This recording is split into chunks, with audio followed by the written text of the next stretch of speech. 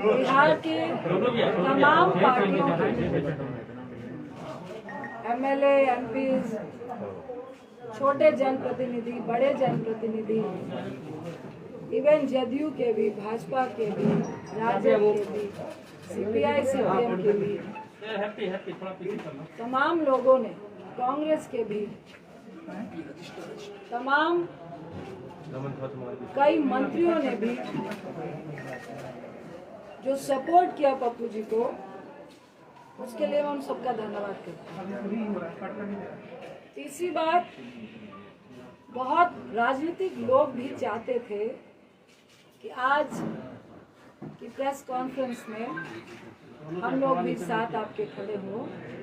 मैं उन सब से माफ़ी चाहती हूँ, क्योंकि मेरा मकसद आज भी अभी तक राजनीति खेलने का नहीं है। ये महामारी का वक्त है, इसलिए मैं उन सब से माफ़ी चाह रही हूँ, क्योंकि सत्ताधारियों को ऐसा कुछ भी मैं महसूस नहीं कराना चाहती जिसकी आड़ में वो लगे हुए हैं। ये महामारी का वक्त है, लोगों को बचाने का वक्त है, इसलिए मैं माफ़ी चाहूँगी कि मुझे ये प्रेस कॉन्फ्रेंस को राजनीतिक लोगों के साथ नहीं करना था। मैं उन सब का धन्यवाद करती हूँ कि जो तहे दिल से पप्पू जी के साथ है।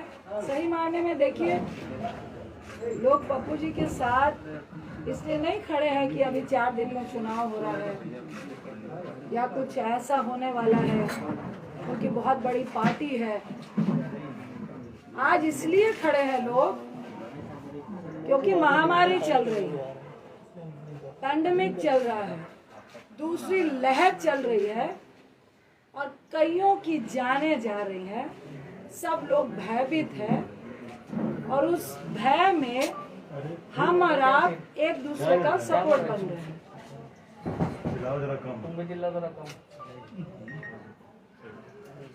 देखिए,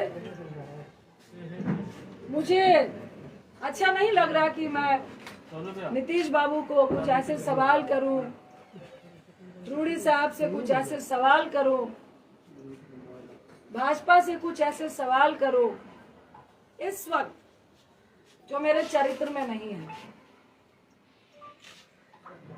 पप्पू जी को आज जेल भेज दिया गया।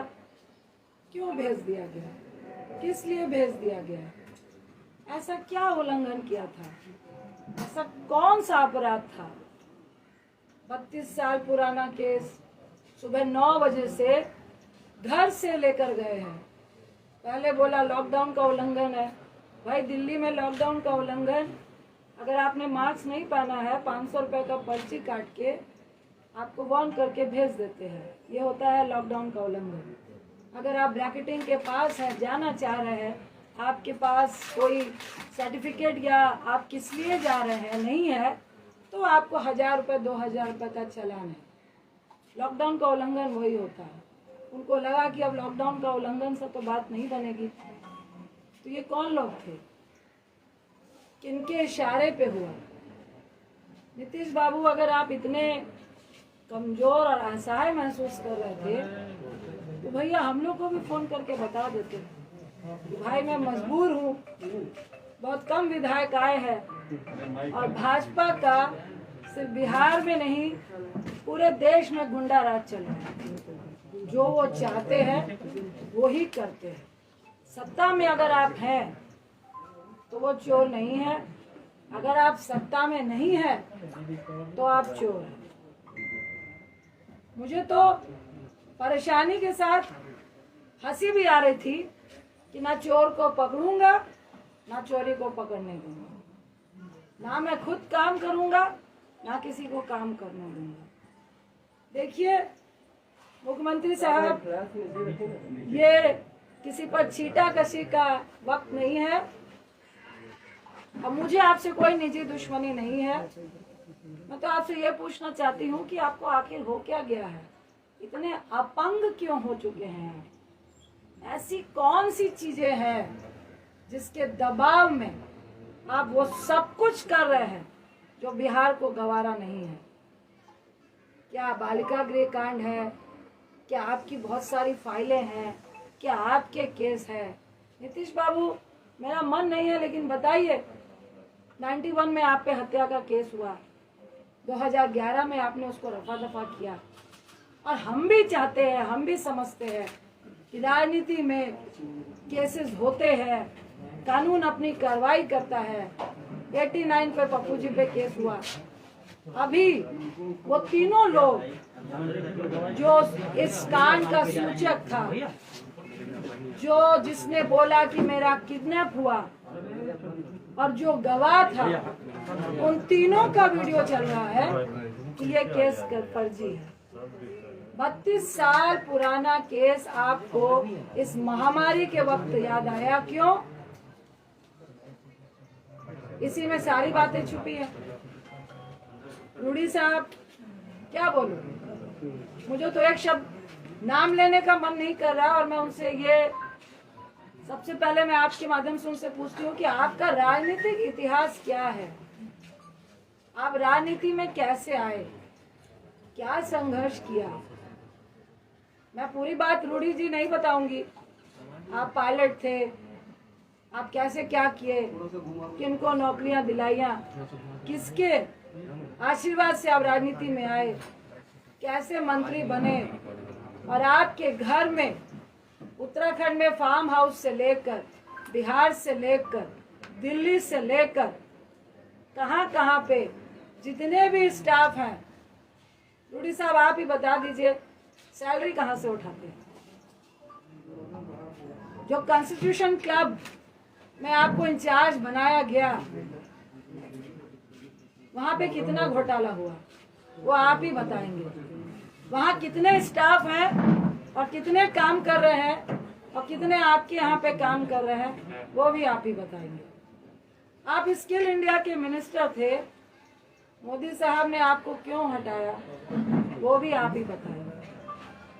एम्बुलेंस के ड्राइवर को स्किल इंडिया के तहत आपको ट्रेनिंग देनी थी, क्यों नहीं दी, वो भी आप ही बताएंगे।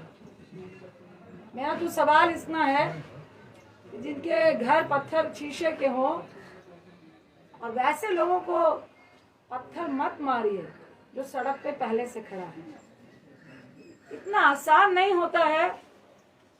ये कोई ड्रामा या नाटक नहीं चल रहा है कि हम पिक्चर खिंचाने के लिए लाशों के ढेर पे जा रहे हैं, फोटो खिंचाने के लिए शमशान घाट में जा रहे हैं, फोटो खिंचाने के लिए अस्पताल अस्पताल घूमने का काम कर रहे हैं।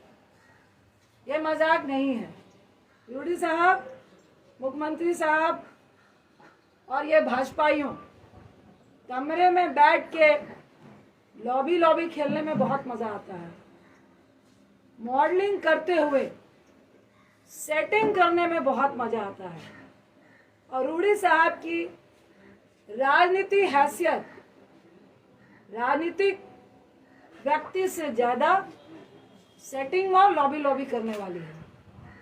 आज उसी के बल पे जिस तरह आपने पप्पू जी को जेल भेजने का काम किया है, भाई वो तो सड़क पे खड़े थे, अपनी मौत का कफन बांध के परिवार को, पत्नी को, बच्चे को, तमाम लोग को छोड़ के पहले ही अपनी जान देने के लिए खड़े थे। आपने उनको जेल भेज दिया, डरा दिया आपने। कितना डराएंगे? आपने तो मुझे भी डरा दिया। मैं एक सेकंड भी बाहर मास्क के बगैर नहीं रहती हूँ, लेकिन आज हूँ। आपने किया। अब जब तक पप्पू जी जेल में है, खेल तो होगा और अस्पतालों का निरीक्षण भी होगा।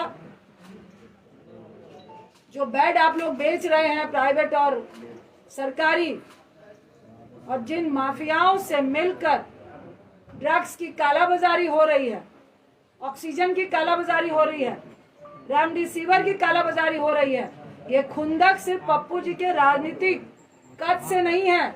ये खुंदक आपकी और ड्रग्स कंपनियों की अरे बोल लो भाई, तुम लोग पीछे जो एक साथ मिली भगत से जो आप पैसा कमाने में आज बिहार में रोक लग रही थी, हर अस्पताल में लगातार लोग रोक लगा रहे थे। हर अस्पताल में एक तरफ 95,000 का ऑक्सीजन सिलेंडर मिल रहा था, तो कोई व्यक्ति आपको फ्री में पहुंचा रहा था, आपकी दुकान बंद हो रही थी। आपने छेड़ा है, अब तो हम लोग भी चप्पा चप्पा छानेंगे। कितनी मिली भगत है, ये तो सबके सामने है, सरेआम है कि जहां पर शमशान घाट में 200 लाशें जल रही है, वहां आप 10 दिखाते हैं। सिर्फ बिहार में नहीं, हर जगह पे, उत्तर प्रदेश में, दिल्ली में, मध्य प्रदेश में, जहां जाइए वहीं ये हाल है। देखिए, सत्ताधारियों को उतना ही डराना चाहिए जितने में लोग डरे। इतना भी मत डराइए कि लोग डरना भूल जाए। और जो सड़क पे खड़ा हुआ व्यक्ति को आप जब डराने की कोशिश करते हैं, मौत का कफन बांध के खड़ा हुआ व्यक्ति, उस व्यक्ति को जब आप डराने की कोशिश करते हैं तो डर खुद डर जाता है। ये सत्ताधारियों को समझना चाहिए।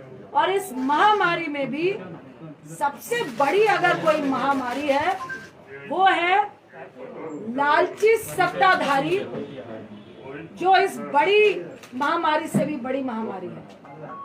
वैसे लोग जो आज सत्ता में विराजमान है, जो जनता को मरते देखकर कीड़े मकोड़े समझते हैं और खुद को उनको मारने वाली दवाई समझते हैं। मुख्यमंत्री साहब, आप और आपका गैंग और ये भाजपाई आज जनता को महामारी में कीड़े मकोड़ों की तरह मारने वाली आप लोग दवाई बने हैं। महामारी से अगर 10 लोग मर रहे हैं, पर आपके कारण 500 लोग का आंकड़ा जो हो रहा है, वो आप लोग के कारण हो रहा है। वो आपकी दी हुई असुविधा के कारण हो रहा है, वो आपकी अव्यवस्था के कारण हो रहा है। पप्पू जी का क्या दोष था? आपके तमाम सरकारी अस्पतालों का निरीक्षण, जिसमें आप रूम में बैठ के मास्क लगाकर जूम से बता रहे हैं कि 25,000 रेमडेसिविर है, इतने ऑक्सीजन सिलेंडर है, इतनी दवाइयां हैं, इतने बेड हैं, इतने वेंटिलेटर हैं। क्या आपने ये बताया कि कितने वेंटिलेटर काम कर रहे हैं? अरे मेरी ही कंस्टिट्यूंसी में 6 वेंटिलेटर है, पर मैं राजनीति नहीं कर रही थी। लेकिन इसका यह मतलब नहीं, जो कह रहे थे कि मधेपुरा और सुपौल की खबर लीजिए, आपको डाटा दूं क्या? वहां पे कितने ऑक्सीजन सिलेंडर है, कहां कहां क्वारंटाइन सेंटर है, और कितने आपके वेंटिलेटर चल रहे हैं, और कौन लोग वहां पे जा रहे हैं। अरे आपके पास तो डॉक्टर और नर्स भी नहीं है जो ये बता सके कि ऑक्सीजन देना कैसे है। आपने 120 रेमडेसिविर दिए हैं, आपने 250 ऑक्सीजन सिलेंडर दिए हैं। हमने पूछा सिविल सर्जन को, भाई साहब 500 लोगों को ऑक्सीजन लगेगा तो क्या करेंगे? तो मैडम दरभंगा में बैकअप है। तो हमने कहा व्यक्ति मरेगा तब तक आप लेकर आएंगे, आप मुंह मत खुलवाइए। और हम लोग सिर्फ मुंह इसलिए नहीं खोल रहे हैं कि लोग पैनिक नहीं हो, लोग नहीं डरे, लोग भयावह नहीं हो। क्योंकि जिसका 95 भी ऑक्सीजन होता है, अगर उसको ये मालूम चल जाता है कि अस्पताल में ऑक्सीजन सिलेंडर नहीं है, उसका ऑक्सीजन लेवल वहीं से 90 और 88 चला जाता है। इस दर्द के कारण आपकी बातों को नहीं बोल रहे, इस दर्द के कारण आपसे हम लोग बात नहीं करना चाह रहे थे। लेकिन आज जिस तरह की स्थिति आपने पैदा की है, तो नीतीश बाबू आपको भी जवाब देना पड़ेगा, रूडी जी आपको भी जवाब देना पड़ेगा। और ये कौन सा मंत्रालय है जो फेलियर के नाम से, कौन से लोग हैं, कौन से ब्यूरोक्रेट्स हैं जिनको आपने कभी अपना ओएसडी बनाया, फिर उनको मंत्री बनाया, और आज वो सबकी मिली भगत से उनकी दुकान नहीं बंद हो जिसके लिए आप मुंह बंद कराना चाहते हैं। अरे कितनों का मुंह बंद कराएंगे? और शर्म आनी चाहिए, और थोड़ा डरिए। आप पप्पू जी को जेल में बंद कर देंगे तो क्या लोगों को मरने देंगे? आपकी ये मंशा है कि लोग मरे, और हम तमाशा देखें गोल्फ के मैदान में गोल्फ खेलते हुए कि भाई स्थिति बहुत पैनिक है, मुझे तो बहुत डर लग रहा है, आई एम वेरी सेफ कहने में बहुत मजा आता है। मोदी साहब आप भी आइए, जो सेंट्रल में चुप्पी साध के बैठे हैं, ये आपके ही क्रियाकलापों का प्रेरणा है जो आज आपके लोग कर रहे हैं। पहले जब सेकेंड लहर आई, दूसरी लहर आई, तो आप सत्ता के जुनून में, जीतने के जुनून में इतने पागल थे कि हमारे देश में ये जो महामारी की आपदा है, ये प्राकृतिक आपदा से ज्यादा WHO और पूरे वर्ल्ड के कंट्री का ये कहना है कि 90% हमारे देश की जो आपदा है वो मैन मेड है। आपके प्रधानमंत्री, आपके सत्ताधारियों ने इसको जबरदस्ती फैलाने का काम किया है, लोगों को मारने का काम किया है। और आपको शर्म नहीं आ रही कि उस बीच में अगर कुछ लोग अपनी जान की परवाह किए बगैर आपकी मदद करना चाहते हैं तो आप जेल खेल रहे हैं, आप राजनीति खेल रहे हैं, आप लॉबी खेल रहे हैं। देखिए, मुझे लॉबी खेलने का कोई शौक नहीं है, ना इस वक्त राजनीति खेलने का शौक है, और ना ही जो खेलेगा उसको खेलते देते रहने का, देखने का शौक है। देखिए, जो चौराहे पे है वो तो रहेगा, जो डर रहा है वो इस बात को समझे कि जल्द से जल्द अगर पप्पू जी की रिहाई नहीं हुई और ये ड्रामा चलता रहा तो बहुत जल्द आपको भी मुख्यमंत्री आवास से निकलना पड़ेगा, आपके मंत्रियों को मुख्यमंत्री आवास से निकलना पड़ेगा और चौराहे में खड़ा होना पड़ेगा और जवाब देना पड़ेगा। ये दिल्ली में बैठ के जूम से काम नहीं चलेगा। अगर आज आप फर्जी केस में पप्पू जी को जेल में डाल के ये जो प्रशासन और डॉक्टर का खेला खेल रहे हैं, 3 दिन से उनको पटना से मधेपुरा, मधेपुरा से वीरपुर, और अभी प्रशासन और डॉक्टर के सूत्रों से हम बता रहे हैं कि उनको दरभंगा आप भेज रहे हैं, और उसमें डॉक्टर बोल रहे हैं कि हमने लिखा है कि higher medicine, higher doctor facility की रिक्वायर। अब प्रशासन जाने कि उनको कहाँ भेजना है, प्रशासन कह रहा है कि डॉक्टर जाने की उनको कहाँ भेजना है। अरे आपका तो एक भी हॉस्पिटल में ऑक्सीजन सिलेंडर नहीं है।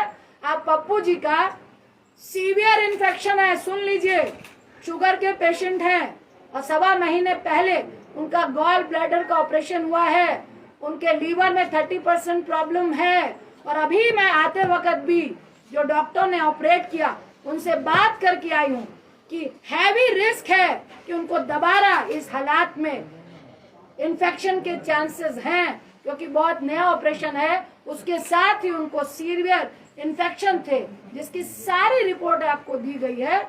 मैं फिर आपको आगाह करूंगी कि ये खेला बंद कर दीजिए, ये राजनीति बंद कर दीजिए, उनको रिहा कीजिए, और आपके जेल के अंदर वो पॉजिटिव होके आएंगे तो ना मैं माफ करूंगी ना आपको जनता माफ करेगी। और सिर्फ माफी से काम नहीं चलेगा। अगर चंद दिन के अंदर, 2 दिन के अंदर पप्पू जी रिहा नहीं होते हैं और आप ये डॉक्टर और प्रशासन का खेल खेलते हुए उनको हर दिन गाड़ी में 4-4 लोगों के साथ बैठा के जो घुमाने का आप काम कर रहे हैं, तो आप भाजपाई लोग भी सुन ले, मुख्यमंत्री साहब भी सुन ले।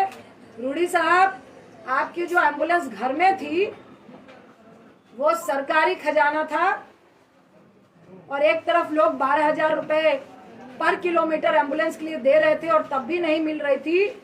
मैं अनशन में बैठूंगी जब तक आपको जेल के अंदर नहीं कर दिया जाएगा। ये खेला खेलना बंद कर दीजिए, ये गंदी राजनीति महामारी के वक्त बंद कर दीजिए। आज मैं फिर कह रही हूँ कि मुख्यमंत्री साहब फोन कीजिए, अगर आपको लगता है कि कोई मदद करने में राजनीति कर रहा है, मुझे फोन कीजिए, पप्पू जी को फोन कीजिए और बताइए कि पप्पू जी मदद कीजिए, महामारी है, हम सब मिलके काम करेंगे। लेकिन ऐसे मत कीजिए जहां आपको लग रहा है राजनीति हो रही है। हम आपको सहयोग देने के लिए तैयार हैं। फिर आपको आगाह कर रही हूँ, इस महामारी में राजनीति मत कीजिए, किसी की जान मत लीजिए, अगर हमारी फैमिली को आप खतरे में डालेंगे, अगर आप बिहार की जनता को खतरे में डालेंगे, अगर हमारे बच्चों को आप खतरे में डालेंगे, तो आपका परिवार भी मुख्यमंत्री आवास में नहीं बैठ पाएगा।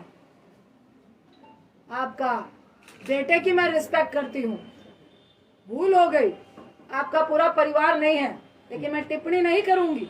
भाजपाइयों का परिवार है, जो मॉडलिंग करते हैं उनका परिवार है, और मुझे सबके परिवार के लिए दया है और सबके परिवार की फिक्र है। इसीलिए हम लोग चुपचाप बैठे थे, इसीलिए आज मेरा बेटा यहाँ नहीं आया, क्योंकि मैंने अपना रिस्क लिया, उसका नहीं लिया कि बेटा रुक जाओ, पैंडेमिक चल रहा है। और ये बहुत गुंडई राज वाले लोग हैं, किसी की परवाह नहीं है। जब जनता को ये कीड़े मकोड़े समझते हैं तो हम लोग की क्या औकात है। लेकिन औकात उसी की होती है जो गोल्फ लिंक में बैठकर गोल्फ खेल रहा होता है और पेस्ट्री होता है, जो सड़क पे होता है, उसको औकात दिखाने की कोशिश नहीं कीजिएगा। मैं इतना ही क्या कि मुख्यमंत्री साहब, अब ये राजनीति बंद कर दीजिए। उनको इस फर्जी केस से वीडियो वायरल हो रहे हैं, वो सब दिख चुका है कि वो फर्जी केस है, उनको रिहा कीजिए और हम लोग सब मिलकर इस महामारी से लड़िए। क्योंकि एक तरफ आप इतनी घटिया राजनीति कर रहे हैं और दूसरी तरफ तीसरी लहर की बात इस देश में हो रही है, उसकी चिंता कीजिए। अपनी राजनीतिक रोटियां सेकने की चिंता मत कीजिए। अगर आपको डर लग रहा है उनके कद से, तो चुनाव अभी बहुत दूर है, तब तक जनता भूल जाती है। ये आपको हम लोगों से ज्यादा मालूम है, इसलिए महामारी की फिक्र कीजिए, राजनीति की फिक्र मत कीजिए। बहुत बहुत धन्यवाद। मैम, हाईकोर्ट में याचिका भी इसे खारिज कर दिया गया है, जो जानकारियां हमें मिली है। देखिए, वो खारिज नहीं है। उन्होंने कहा कि आप प्रोसेस से आइए। ये देखिए, हमको सबसे पहले मैं कहूंगी कि मुझे कोर्ट पे पूरा विश्वास है, न्यायपालिका पे पूरा विश्वास है। इन्होंने सोची समझी साजिश से इनको जेल भेजा, क्योंकि 17 तक कोर्ट बंद है और कोई भी मैटर इस तरह से सुना नहीं जा रहा है। लेकिन आज हम लोगों ने मेंशन किया है, इन्होंने तो सुप्रीम कोर्ट की भी धज्जियां उड़ाई है। सुप्रीम कोर्ट ने कहा है कि इवन 7 साल से नीचे वाला भी कोई मुजरिम भी है, उस पे भी अगर जेल जाने की नौबत आती है तो आप इस पैंडेमिक में उसको जेल नहीं ले जाएंगे। और अगर कोई जेल में है भी तो उसको 90 दिनों की आपको पैरोल देनी है। सही मायने में कानूनी तरीके से जब इनको मधेपुरा भेजा गया तो मजिस्ट्रेट को ही खड़े खड़े इनको बेल दे देनी चाहिए थी। लेकिन ये रणनीति है, और मैं नहीं चाहते हुए मैं कहूंगी कि दबाव में है। वहां पे कुछ हो रहा था, लेकिन रात के 8 बजे नहीं हुआ। ये लोग खरीद रहे हैं और इनको जबरदस्ती इस मंशा से तंग किया जा रहा है कि पप्पू जी तंग हो, 4-5 दिन रहे, उनको भी महामारी से डर लगे, उनको भी जेल से डर लगे। जब वो डर जाएंगे तब हम देखेंगे। ये एक षड्यंत्र चल रहा है और इसमें सुप्रीम कोर्ट की भी धज्जियां उड़ाई जा रही हैं। आज हम लोगों ने मेंशन किया है डॉक्टर मेडिकल को लेके ही कि सुप्रीम कोर्ट का हवाला देते हुए इनको जमानत मिलनी चाहिए। आपने 4 लोगों को सड़क पे खड़ा करने की बात कही थी, नाम मेंशन नहीं किया आपने। देखिए, जब खड़े होंगे तो आप खुद देख लेंगे कौन कौन मंत्रालय इस पैंडेमिक में फेलियर है और किन किन नींद हराम हो रही है और किसका माफियाओं से और इस ड्रग्स माफियाओं से बिजनेस चल रहा है, वो पूरा बिहार जान रहा है। मैडम, आप बिहार में है, आप कब तक बिहार में रहिएगा मैडम? बंद करा दिया गया है, बहुत जगह लोग जो है खा नहीं पा रहे हैं, जो खाना मिलता था उसको। देखिए, ये मैं कहूंगी कि महामारी में बहुत ही घटिया किस्म की राजनीति हो रही है। हम लोग का खाना अभी भी बन रहा है, लेकिन वो परमिशन नहीं दे रहे हैं, पास नहीं दे रहे हैं। हम लोग फिर पास के लिए लगे हैं। मैडम, आप कब तक बिहार में पास हैं? नहीं देंगे, हम लोग कोर्ट जाएंगे। मैडम, कब तक आप बिहार में? मैडम, पप्पू यादव उजागर कर रहे थे काफी खुलासों को, आप उनको कंटिन्यू रखेंगी जो वो कर रहे थे? देखिए, और कहीं प्रशासन भी आप पर ये कार्रवाई कर सकती है? मैं बिहार हूँ, मैं दिल्ली हूँ, मैं कहाँ हूँ, लेकिन आपके अस्पतालों का निरीक्षण लगातार चलेगा और आपके अस्पतालों की पोल अगर आपने सही नहीं की तो वो आप लोग फोटो देखेंगे, उसके वीडियो चलेंगे। जहाँ पे ऑक्सीजन की कमी होगी, जो हम लोग से मांगेंगे उनको ऑक्सीजन मिलेंगे। जहां से रेमडेसिविर ब्लैकमेलिंग होगा वहां भी उनका पोल खुलेगा, और जिनको जरूरत पड़ेगी दवाइयों की वो भी हम लोग देंगे। जितनी मदद कंटिन्यू हो रही थी वो लगातार मदद होती रहेगी। इस पैंडेमिक में आप किसी को मदद करने से नहीं रोक सकते। ये वैसे सत्ताधारी हैं, आज पप्पू जी को यहाँ पर जेल में बंद किया है, वहाँ हमारे कांग्रेस के यूथ अध्यक्ष को तो श्रीनिवासन के घर में जांच हो रही है कि खाना कहाँ से खिला रहे हैं भैया, आप कहाँ से दवाई दे रहे हैं। तो ये गुंडाई राज चल रहा है, मैं फिर कहूंगी पूरे देश में, जिसके खिलाफ हम और आप सबको खड़े होना है। अपने अनशन की बात करिए, अनशन पे कब बैठेंगे? कह रही हैं अनशन का कोई दिन तय किया है? कब से जारी है अनशन? मैंने आपको बोला, मुख्यमंत्री साहब को फिर आगाह किया, जल्द से जल्द पप्पू जी की रिहाई हो, क्योंकि आपने फर्जी केस में जबरदस्ती इस पैंडेमिक में जो पोल आपके स्वास्थ्य का खुल रहा था सुविधाओं का, उसके लिए आपने भेजा है। अगर आप इस तरह से छिछोरी राजनीति करेंगे तो हम लोग को भी मजबूरन आपके सामने आना पड़ेगा, और जब तक आपके मंत्रीगण भी जेल नहीं जाएंगे तब तक अनशन। आरजेडी के मधेपुरा विधायक ने कल प्रेस कॉन्फ्रेंस कर कही कि ये गिरफ्तारी पहले होनी चाहिए थी, बीजेपी जो है कहीं न कहीं षड्यंत्र के तहत ये खेला करवाई है। विनाशकाले विपरीत बुद्धि। मैडम, पीएम केयर फंड जो है पारदर्शिता उसमें नहीं आई, कहा जा रहा है कि जो वेंटिलेटर खरीदे गए उसमें बहुत सारे तकनीकी खराबी चल रही है। आपको दूसरी पीएम केयर फंड की बात चल रही है। 100 रुपए किलो डीजल, 100 रुपए डीजल और पेट्रोल हो चुका है, और उससे उनको 21 लाख करोड़ रुपए आ चुके हैं। और पीएम फंड में भी कितने रुपए आए हैं वो उन्होंने बताया नहीं है, और ये पैसा कहाँ जा रहा है, किसकी जेब में जा रहा है। क्या मुझे तो मैं दावा करती हूँ कि ये ऑक्सीजन सिलेंडर की ब्लैकमेलिंग वालों को मिल रहा है।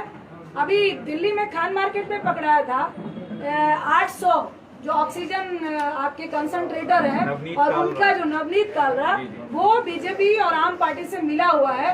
ये तो मिली भगत और उन्हीं को पैसे दिए जा रहे हैं कि आप विदेश से मंगाइए 20,000 में और यहाँ पे 70,000 में दीजिए, और फिर हमारे पार्टी फंड में भी दीजिए। तो चुनाव में आखिर सत्ता पाने के लिए किस तरह से वो एमएलए खींचे? महामारी को छोड़ के सेंट्रल विस्टा पर ज्यादा ध्यान दिया जा रहा है। अभी जो मैडम, सिंपल सवाल ये है कि 2005 में जब चंद्रशेखर खड़े हुए थे मधेपुरा से, उन्होंने पैम्पलेट पर आपका और पप्पू जी का फोटो लगाया था, लेकिन कल उन्होंने कहा है कि पप्पू यादव गुंडा है और बीजेपी के एजेंट है। आप सवाल का भी जवाब आप खुद ही दे रहे हैं। नहीं तो आप बताइए ना कि आपका फोटो भी इस्तेमाल किया। मुझे कोई कमेंट नहीं, वो इस लायक नहीं है। मैडम, जिस तरह से पप्पू जी लगातार सरकार के खिलाफ उद्भेदन कर रहे थे, क्या रजिंदर रंजन जी अभियान प्रयास करके इसी तरह का पप्पू जी का जो कार्य था वो संभालेंगे? देखिए, मैं इस पैंडेमिक में तमाम बिहार वासियों के साथ हूँ, और ये दुर्व्यवस्था जो स्वास्थ्य में है उसके साथ हूँ, जो हमारा सिस्टम फेलियर है उसके साथ हूँ, और लगातार खड़ी हूँ। इसके लिए मुझे कोई नहीं। आगे से कोई उम्मीद में आरजेडी से कोई उम्मीद? आरजेडी से क्या उम्मीद है? हम महामारी की बात करने आए हैं, और आरजेडी के भी बहुत सारे ऐसे एमएलए हैं, बहुत सारे ऐसे लोग हैं जिनका दर्द पप्पू जी के लिए है, और जो गलत हुआ इस महामारी में है उनके लिए है। उनको मैं बहुत बहुत धन्यवाद दूँ।